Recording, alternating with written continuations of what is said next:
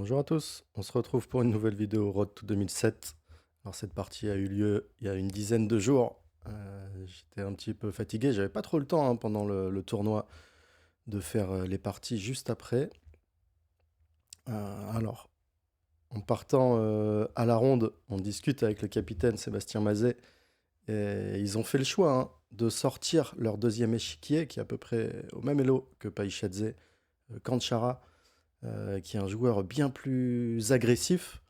Donc je m'attends, c'est rigolo parce que je dis juste à Sébastien en partant, oh, ça va être une petite alapine ou va être un plus 0,05, ça va être une partie solide. Et puis j'arrive sur l'échiquier et Lucas Païchadze qui me joue E4, C5, C3, la lapine évidemment, alors qu'il jouait quelques lignes, il jouait aussi cavalier F3, alors ça aurait pu être une time on off ou autre chose. Je sais pas, j'ai senti ce jour-là que ça allait être à lapine, je joue D5. Puis on prend D5, dame prend D5, D4, cavalier F6, cavalier F3, E6, cavalier A3, A6. J'avais déjà eu cette ouverture contre Bierret avec l'équipe de France au championnat d'Europe en novembre 2023. J'avais déjà joué A6, cavalier C4, cavalier BD7. Ici, il m'avait pas joué la même ligne, je crois. Bon, il me joue fou E2. À noter que c'est ce que j'ai joué en blitz contre Hans Niemann. C'était mon premier. J'ai pu souffler après beaucoup de défaites. C'était ma première victoire contre Niemann. Avec ce coup fou E2, comme Païchadze. Bon, j'avais les blancs. Il avait joué ici fou E7, petit roc A4. Et après B6, cavalier E5, il a eu des problèmes sur cette diagonale. J'ai pris un net avantage. Donc à noter que cette alapine, c'est plutôt égal. Mais quand même, c'est les blancs qui mettent les coups de cavalier vers B6, vers B5. Il faut être solide avec les noirs. Alors j'améliore le jeu de Niemann ici avec le coup B5. Cavalier E3. Oui, d'ailleurs, Bierret m'avait joué ici cavalier A5, qui avait pris la paire de fous. Après fou D6, C4. Puis on prend C4, cavalier prend C4. Petit roc, mais c'est à peu près égal tout de même. Vous pouvez retrouver cette partie sur ma chaîne YouTube. Donc après B5 ici, il choisit cavalier E3, dame C6, A4, alors c'est une des lignes principales, fou B7, apprend B5, alors on peut jouer tout de suite apprend B5 ou le jouer un peu plus tard, il y a pas mal d'ordres de coups, petit roc, fou E7, je me souviens plus ou moins que c'est la ligne principale, et après pion prend C5, dame prend C5. Ici, dans mes souvenirs, le coup principal, c'est cavalier C2. Et mon adversaire qui va jouer le assez bizarre fou D2. Il se met derrière le pion C3. Alors, bon, l'idée est simple. D'ailleurs, dans les deux coups, que ce soit cavalier C2 ou fou D2, ça empêche le coup B5, B4. Si on regarde la structure ici, il y a deux îlots de pions chacun. Avec les noirs, on aimerait jouer B4 et échanger un de ce pion contre un de ces deux pions. Le pion B5, qui est aussi sous attaque souvent du fou E2. Donc, ok, fou D2, cavalier C2, deux coups qui empêchent ce B5, B4, deux coups très logiques. Bon, il choisit fou D2. Bon, là, je réfléchis pas trop parce que, bon, petit roc, il faut finir le développement. C'est très logique. À noter que l'ordi donne fou prend F3. Non, je vais peut-être plus réfléchir un peu plus. Fou prend F3. Ok, j'aime pas donner mes fous. Ici, on n'a pas envie de donner ce fou à 8 qui rayonne sur cette diagonale. Mais au final, c'est un très bon cavalier. Et après, fou prend F3, cavalier E5. On veut récupérer la paire de fou, fou E2. Seul coup pour essayer de jouer petit roc. On voit qu'on va vite arriver avec les cavaliers. On est bien placé. Cavalier E3, pas au top. Et bon, les noirs égalisent quand même très facilement selon l'ordi ici. Après fou D2, j'ai préféré jouer petit roc. Il joue B4, ça fixe le pion B5, fou D2 qui a permis de défendre ce pion C3 également. Dame B6, je vois pas d'autre coup, je défends le pion B5. Cavalier D4, viens attaquer ce pion. Et là, je vais prendre beaucoup de temps pour la première fois de la partie. Je vais prendre beaucoup de temps. Alors, je sais que souvent, on sacrifie les pions Mais je trouve pas là, le meilleur coup d'ordi. J'ai envie de faire marcher fou prend B4. À la fin, je vais jouer fou prend B4. Cavalier E5, c'est le bon coup. Je sais que souvent on donne les pions, mais franchement, pendant la partie, après qu'il prend B5, tour D8, ça j'ai vu, Dame C2, je me suis dit, ok, quand même pas si clair. Hein, il y a des compensations, mais c'est plus des compensations positionnelles, c'est plus des compensations où je vais récupérer le pion. Si je le récupère pas, ben, la marée va arriver. Hein. Donc, ouais, ici, le bon coup, c'est cavalier G6 pour aller vers F4. Ok, super compliqué. Dans la partie, je préfère fou prend B4. Bon, j'espère qu'il me joue pion prend B4, dame prend, fou prend B5 et cavalier E5. Ça, je vois que j'égalise totalement. Hein, comme je vous dis, bon, là, je donne ma paire de fous. Mais j'ai échangé mon mauvais pion et mon fou A8 qui est très très bien. Case blanche. Après fou prend B4, il va jouer le très bon coup intermédiaire. Bon, je m'y attendais évidemment. Cavalier prend E6. Et ici, j'avais vu deux options. Plutôt dame prend E6 que je vais choisir. Je rejette F prend E6, pion prend E4, cavalier E4 à cause de fou C1. Alors, ce qu'on peut dire ici, c'est que je donne la paire de fous et j'ai une structure qui est franchement mauvaise. Par contre, regardez F2, regardez mon dynamisme, regardez mon avance de développement. Tout a l'air OK.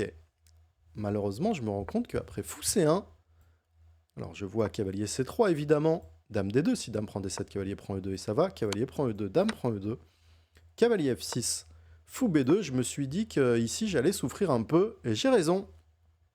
La structure est mauvaise, mon fou de couleur opposée, attention, hein, qui favorise l'attaque, et regardez ce fou qui a l'air très bien.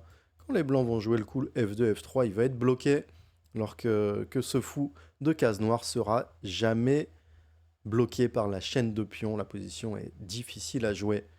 Je vous invite, après dame prend E2, à trouver le super coup que j'ai loupé ici. Si, en trouvant le bon coup pour les noirs, je pense que je jouais cette ligne. L'ordinateur qui m'indique ici l'excellent coup cavalier E5. Excellent, parce que le cavalier vient vers G6 pour aller vers F4. Si les blancs jouent G3 pour contrôler cette case, le fou va être incroyable. Et en même temps, avec le cavalier en G6, on pourra jouer E6, E5. Ok, cavalier E5, avec l'idée fou B2, cavalier G6, égalise pour les noirs. Ouais, si je trouvais ça, je le jouais. Je l'ai loupé pendant la partie. Donc je pars pour cavalier prend E6, dame prend E6, pion prend B4. Et ici, je vois une multitude d'idées, comme cavalier E4. Je regarde en premier cavalier E4. Fou prend B5, cavalier E5. Je vois que j'ai beaucoup de jeux ici. Alors pourquoi cavalier E4 hein, toujours attaquer ce fou D2 et puis il faut profiter du développement du dynamisme avec les noirs pour rétablir en fait l'égalité matérielle, c'est-à-dire la paire de fous. On n'a pas de faiblesse, mais les blancs, la paire de fous blanche est forte. Donc je vois ça et puis bon, je calcule un peu. Je vois que c'est compliqué. Fou E1, cavalier G5. Puis tout d'un coup, je suis un peu happé par autre chose. Je suis happé peut-être par cette idée de cavalier E5, fou prend B5, tour D8, avec des idées de fou F3 ici, de fou prend G2. Je me rends compte qu'il y a peut-être dame A1, mais alors l'idée tour prend D2, dame prend A8 évidemment, sur fou prend G2, roi prend G2. Ici c'est compliqué, je calcule des lignes, cavalier G4. Ok, je me dis qu'il va avoir peur de tout ça. Je vois aussi qu'il y a cavalier F3, échec. Pion prend F3, fou prend F3. Menace, tour prend D2. Ici, je calcule fou C3. Cavalier D5 pour me débarrasser de ce cavalier E3. Si cavalier prend D5, dame G2, dame G6 mat. Et ici, je vois fou E5. Ok, je sais pas trop. Bon, l'ordinateur va me dire que tout va bien ici. Après, même bien pour les noirs. Après qu'il prend, pion prend, dame G4, fou G3 et tour D2. Il ne peut pas empêcher tour G2, sur tour F2, tour D1, échec. Bref, la position est très complexe, mais je suis content de partir pour ces complications. Et je me dis, ok, on va partir pour cavalier E5 au lieu de cavalier E4, comme ça. S'il prend B5, alors s'il prend pas B5, je vais totalement égaliser. S'il prend le pion B5, je vais avoir les deux options, je vais y réfléchir à nouveau. Mal m'en a pris. Mal m'en a pris, j'ai joué cavalier E5. Ici, il me joue très rapidement fou C3. Ouais, je dis non. Je dis non, c'est trop là. Pourquoi j'ai fait ça? Alors, ok, au tout début, je vois cavalier E5, fou C3, cavalier C4. Je vois des choses quand même. Ça joue. Mais ouais, je comprends vite que j'ai fait une erreur de calcul. Que, que fou C3, j'ai pas été au top. J'aurais dû jouer cavalier E4 ici. Fou prend B5, cavalier E5, fou E1. Continuer le calcul, cavalier G5 sur F4, je crois, cavalier F3 échec et dame prend E3. J'ai des menaces de cavalier F3, fou E2, cavalier H3, échec si roi H1, cavalier F4, si G prend H3, dame G6, une pièce en G4, je vais jouer H5, c'est hyper compliqué ici. Mais ouais, j'ai voulu garder cette option et l'option tour D8, et je joue cavalier E5, je joue fou C3. Je sens que ça va être difficile. En plus, j'ai quand même déjà pris pas mal de temps. Fou C3, excellent coup. Bon, fou prend G2, pas roi prend G2 parce que dame C6, mais fou prend G2, cavalier prend G2.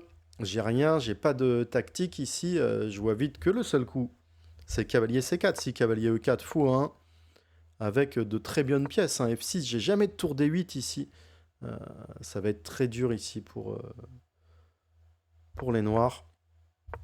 Donc je choisis de jouer le bon coup, cavalier C4. Très bon coup, mais ici, il va très bien jouer. Fou prend C4. Les fous de couleur opposée, on a déjà parlé tout à l'heure, que ce fou pouvait se faire fermer par le coup F3. C'est peut-être ce qui va arriver après fou prend C4. Je joue B prend C4. Il joue l'excellent dame D4. M'empêche de jouer cavalier E4, dame prend G7 mat. Dans mes tout premiers calculs sur cavalier E5, je me suis dit dame E4 ici, ça va aller. C'est ce que je joue. Seul coup dame E4 au final. Il attaque C4. Je peux pas bouger le cavalier. Allez, il faut que j'échange les dames là.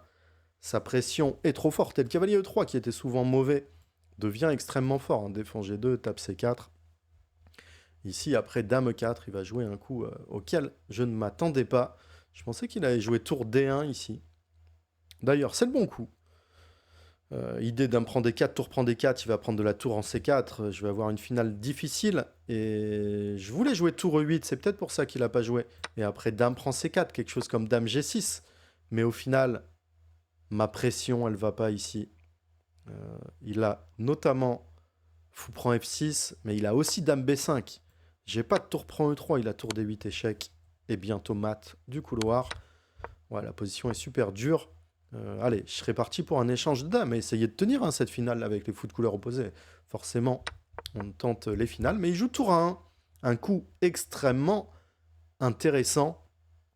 Son idée après tour 8, c'est de jouer le coup F3. Et ici, ça serait complètement gagnant pour les blancs. Ferme mon fou à 8. Si dame prend, tour prend. À 8, la finale est très très bonne côté blanc. Je vois vite que si je joue dame G6, il va jouer dame prend C4. J'ai pas de compensation. Alors je me reprends ici et je vais jouer deux coups vraiment très très forts défensivement. Ça me fait penser un peu à ma partie contre Norris Delgado de cette ronde 3 des Olympiades. Les coups défensifs qui arrivent. Dame prend D4, fou prend D4, cavalier de D5. Un coup, ça c'est un coup de classe quand même. Première chose à calculer. Tour prend 8, je vous invite à calculer. Est-ce que tour prend 8 marche? Non, ça marche pas, sinon il n'y aurait pas de 2 points d'exclamation à tour prend 8. Mais n'hésitez pas à le calculer, c'est hyper intéressant. Tour prend 8, cavalier prend D5, tour D8. Clouage, cavalier E7, échec. Ici, il faut jouer le coup roi H8, évidemment. Si cavalier F5, C3. On n'a pas peur de fou prend G7, roi G8. Ça va pour les noirs. Et après, cavalier C6. Tour D6, on gagne un tempo. B5 et C3. Ok, ici, ça va pour les noirs. Après, cavalier D5.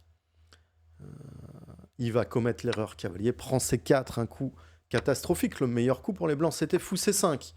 D'ailleurs, proposé en fin de partie par son capitaine, Zurab Stouroua, un joueur avec qui je m'étais entraîné. J'ai une petite histoire avec la Géorgie. Je travaillais avec Zurab Azmaïparashvili. Et j'ai passé quasiment toute la Coupe du Monde de foot en France, la Coupe du Monde 98. là-bas, notamment avec Stourois. On fait des stages à... On avait fait des stages, bon, on avait été à Gorki, Borjomi, un peu partout, Tbilissi, évidemment, Batumi déjà, fait un peu le tour de la Géorgie et un stage un peu avec l'équipe de Géorgie d'échecs. Et il a indiqué ce coup qui est excellent après le match, mais j'avais prévu ici de jouer tour B8, fou C5, excellent coup, défend B4 et après tour B8, cavalier prend C4, mais fou C6. Et regardez ce cavalier qui revient à la défense. Je contrôle la case B5. Je veux un peu du tour A8. Ici, après tour B1, cavalier C3. J'ai de réelles chances de sauvetage. Alors, c'est clairement mieux pour les blancs, hein, pion de plus. Mais la finale, avec les fous de couleur opposée, j'ai de réelles chances de sauvetage. Il loupe ce fou C5 après cavalier D5. Il joue cavalier prend C4. Je commence à être un peu en manque de temps. Il se dit peut-être que je ne vais pas prendre le pion B4, mais évidemment, je joue cavalier prend B4, fou C5. Et ici, le coup intermédiaire que vous trouvez, cavalier C2. Si fou prend F8, cavalier prend 1, ça va. Je suis obligé de jouer cavalier C2 hein, sur tour B8. Ah, et je vous le mets pour les moins expérimentés. Si tour B8, il y avait évidemment fou prend B4, tour prend B4 et tour prend A8, échec et mat bientôt. Fou C5, cavalier C2. On tape la tour. Tour A2, le meilleur coup. Si tour C1, ici, il y avait plein de coups, mais j'avais prévu tour C8 et c'est nul tout de suite. Tour A2, garde un peu de pression, hein, parce que si tour C8, cavalier B6, tour prend C5, avec la tour en C1, ça serait nul, mais ici, c'est la tour qui vient prendre A8. Qu'après tour A2, ici, je réfléchis jusqu'à descendre à 3 minutes à la pendule. Alors, on est au 27e coup, hein, il reste 13 coups avant le rajout de temps.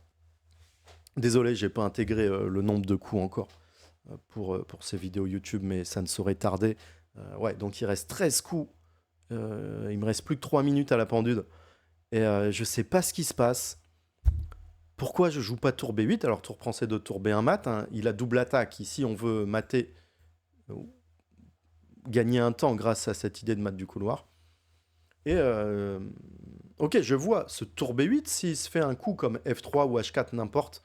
J'ai cavalier B4, fou prend B4 et fou D5, le coup intermédiaire extrêmement fort, et je fais nul, fou D6, fou prend C4. Je vois cette nulle et je sais pas, tout d'un coup je me dis tour B8, cavalier B6 alors que je l'ai vu un peu avant. Cavalier B... Ok, attaque A8, attaque GD2, je dis comment j'ai pu penser à ce coup comme tu... Évidemment j'ai fou E4 ici. F3, gagne un temps, fou D3, cavalier D5. Alors, fou D3 pour pas être sous les cavaliers E7, cavalier prend G6, c'est peut-être pas perdre C2. Alors, j'ai un tout petit défaut hein, dans ma position. Mais ici, après cavalier D5, juste H6. Par exemple, cavalier F4, fou H7. Et c'est nul, totalement nul. Pour tour B8. Le coup le plus simple, alors je joue tour E8, qui est faute. Alors, je vois que c'est nul. Hein. Aussi, je me dis, ok, bon, allez. On va éviter les pièges tactiques. On va jouer tour E8, on risque rien. Donc je calcule. Tour E8, F3, le meilleur coup, seul coup qui pose des problèmes. Cavalier E1, le coup que j'avais vu. Tour A3, seul coup qui pose des problèmes. Tiens, cette case D3, fou D5, cavalier E3, encore une fois, seul coup qui pose des problèmes pour m'empêcher de partir en C2. Mais ici, je me suis dit, ok, je vais jouer cavalier prend F3. Le coup que je joue, j'ai prend F3, fou prend F3. Je me rappelle d'une position...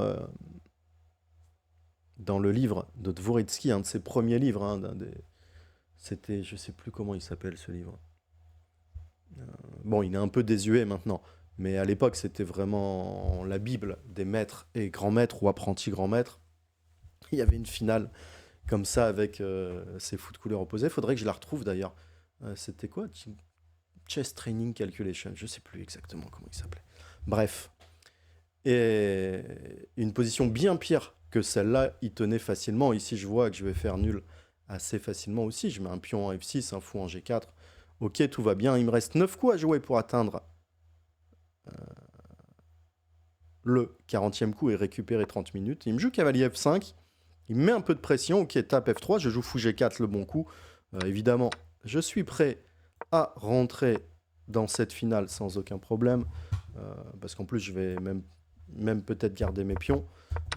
Tour et fou contre tour, de toute façon, je fais nul facilement. Avec du temps. Ok, il fait fou G4. Je fais fou G4, cavalier D6. Tour D8, fou B6. Il met un peu de pression. Tour B8, fou C7. Il joue bien quand même. Hein, parce que si tour B1, roi F2, les menaces de mat, ici, va falloir sortir. Et si H6, tour A8 et cavalier prend F7. Si F6, c'est tour A8, mat. Ok, ici, c'est clair, mieux pour les blancs. Mais je joue tour F8, tranquille. On reste solide. Et il fait roi F2. Et là, il continue sa pression. Plus que 4 coups avant le contrôle du temps. Il me reste 1 minute. Je fais fou E6. Alors, on a 30 secondes de rajout par coup. Hein, mais c'est pas suffisant pour être au top. Il me fait roi E3. Je fais H6. Il fait roi D4. Et là, je commence à paniquer un peu. Ouais, pression. Hein. Est-ce que F6, tour E3... Bref, je vois G5, roi E5, roi G7, qui avait F5 échec. Je me dis, ok, si roi G6, ça va, ça va. Roi G6, cavalier E7. Roi G7, ok, je vais tenir ma nulle ici. Je prends l'espace, je décide de prendre l'espace. Et je joue au 38e coup. G7. Et vous allez voir tout de suite. G5. Eh oui, c'est risqué. Encore une bourde dans cette partie. Il va jouer roi E5, roi G7. Et ici, très vite, il va jouer l'excellent tour A3, A6. Ouais, 25-16, merci. Hein. Oh, la pression du 25-16. Bon, on notera, je ne vais pas vous spoil le résultat encore de cette partie. On va noter hein, que ce Luca Païchadze, il n'est pas 25-16. Il a fait une perf à 25-40 sur toutes les parties. Un peu le MVL de l'équipe de Géorgie. Hein. D'ailleurs, l'équipe de Géorgie qui terminera ex aequo avec nous à une place. Ouais, Païchadze qui fait la perf comme MVL et tous ses acolytes qui font des perfs entre 25, 50 et 26, un peu comme l'équipe de France au final. Mais ouais, tour A6 qui arrive vite, ouais, excellent coup, m'empêche roi G6. Et ici, panique, hein, tour A6, 40e coup en plus. Bon, j'ai pas de bonne solution, je fais roi G6. Je vois pas d'autre coup. Si je bouge le roi, s'il s'infiltre en F6, c'est fini. Si je bouge un pion, je vais être très faible sur case noire. Le seul... Si je bouge le fou, il a cavalier F5 échec. Et ça, je vois vite que c'est fini parce qu'il arrive avec fou E5. Et je vais jamais réussir à échanger ce pion. Je prends ma dernière chance, roi G6 pour roi H5. Alors, je vois évidemment cavalier prend F7. Le bon coup, tour prend F7. Tour prend E6 échec. Roi H5, je vois cette position. Je dis c'est ma seule chance de salut après tour A6. Il me joue fou D6, tour F2, roi D5, tour D2 échec. Alors, je me débat un petit peu ici, je vois que j'ai des chances hein, quand même, mais il me fait roi C6 encore le bon coup, il vient par D7, tour D3. Ici, j'ai peur de fou G3, puisque là, j'ai absolument aucune chance, mon roi montera jamais. Il y a tour prend H6. Au prochain coup, il est prêt à échanger les tours D6 et il va ramener son roi et tour E6 et roi E5. Et cette finale est complètement perdante et ça, je le sais. Notamment, on va voir que ici, le rêve s'arrête. Le fou, regardez, ce fou, c'est la même case en H8. Donc les blancs qui vont gagner ces 2 pions et gagner cette finale. Alors j'ai gagné beaucoup plus dur hein, contre Vishwanathan Anand, une de mes meilleures parties à Nanjing en 2012. Et ça, bon, ok, ça... Je vois que fou G3, ça va être abandon. Heureusement, il me joue tour F6. Et là, le bon coup pour avoir des chances tour H3. Regardez, cette tour vient contrôler H6. Je vais pouvoir jouer roi G4 et H5. Allez, un peu une petite pause là. Dans cette partie, petite pause. Vous avez été nombreux à poser la question pourquoi je n'étais pas souvent sur les vidéos de l'équipe de France en fait. Je suis arrivé un jour avant, je suis parti de Nice et pas de Paris. Évidemment, je suis arrivé un jour avant l'équipe et j'ai fait une petite allergie dans l'hôtel. Donc j'ai dû changer d'hôtel tout simplement et je me suis retrouvé avec l'équipe de France féminine et enfin avec une autre partie de la délégation. Tout le monde n'était pas au même endroit et donc c'est simplement pour ça que vous me retrouvez peu. On était à 15 minutes à pied, alors souvent quand j'y allais c'était assez tard pour les compositions. Euh, mais oui, j'étais pas totalement avec l'équipe à cause de ces allergies, mais rien de grave, évidemment. Deuxième petit point, juste petit point académie. L'académie Étienne Bacrot, je vous en parle. Hier, j'ai fait la masterclass Objectif 2100 et j'ai posté aujourd'hui, j'ai fini de mettre le PGN, si vous voulez, un répertoire complet sur la française variante d'avance. Franchement, c'est hyper quali. Je dis pas ça parce que je l'ai fait, mais je sais la qualité de ce que je vous ai fait. Si vous voulez voir aussi ce qu'on propose dans l'académie avec les exercices tous les mercredis, je vous mets en description une vidéo YouTube où j'avais fait en direct les corrections des vidéos. N'hésitez pas, si objectif 800, objectif 1200, objectif 1600, objectif 2100, si vous voulez progresser aux échecs, et si vous êtes joueur de club, franchement,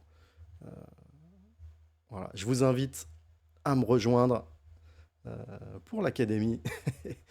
et, et il vous reste donc 2 jours pour avoir ce répertoire complet sur la française. Allez, on va finir cette finale qui est compliquée. Alors, c'est quoi l'enjeu de la finale ici? Si j'échange ce pion H2, on va se retrouver avec tour fou contre tour. Donc, si j'arrive à échanger ce pion, je devrais faire nul. Par contre, si on échange les tours, malheureusement, comme je l'ai dit tout à l'heure, comme la case H8 est la même que la couleur du fou, eh bien cette finale est perdante. Bon, cette finale est encore gagnante pour les blancs, hein, selon l'ordi, mais il y a de réelles difficultés techniques. D'ailleurs, mon adversaire va prendre beaucoup de temps. Il va jouer roi D5, roi G4. Toute la différence, hein, si mon pion arrive à avancer, ça me donne du contre-jeu. Je commence à avoir... voilà, reprendre espoir, il fait roi E4, H5, très bien joué. Tour F1. Et ici, c'est l'heure. Ici, j'ai pas mal réfléchi après tour F1, parce que j'ai 2 choix.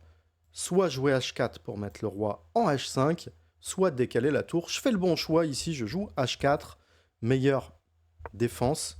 Allez, on va voir comment les blancs gagnent sur tour B3, tour G1, roi H4. On voit ici que c'est plus sensible quand même, et dès que je vais faire G4, je ne menacerai pas tout de suite G3, donc j'ai mes moins, et en réalité, ouais, c'est perdant tout de suite. Après roi F5, si G4, plus ou moins roi G6, il va menacer des fous G3, roi H3, roi prend H5. Si tour B6, il va simplement défendre, et mon roi est bloqué, hein. Et sur tour B5, il va mettre la tour 3e, il va menacer des fous E7, ok, c'est complètement foutu. Après tour F1, j'ai joué le bon coup, H4, tour G1 échec, roi H5, et en fait c'est hyper important sur les rois F5, j'ai tour F3, c'est dur pour lui de la gagner celle-là, pas simple, et là il va commettre une bourde en jouant tour B1. Le gain était pas facile quand même. Fou E5, le plus simple. Allez, je vous montre la méthode de gain la plus simple.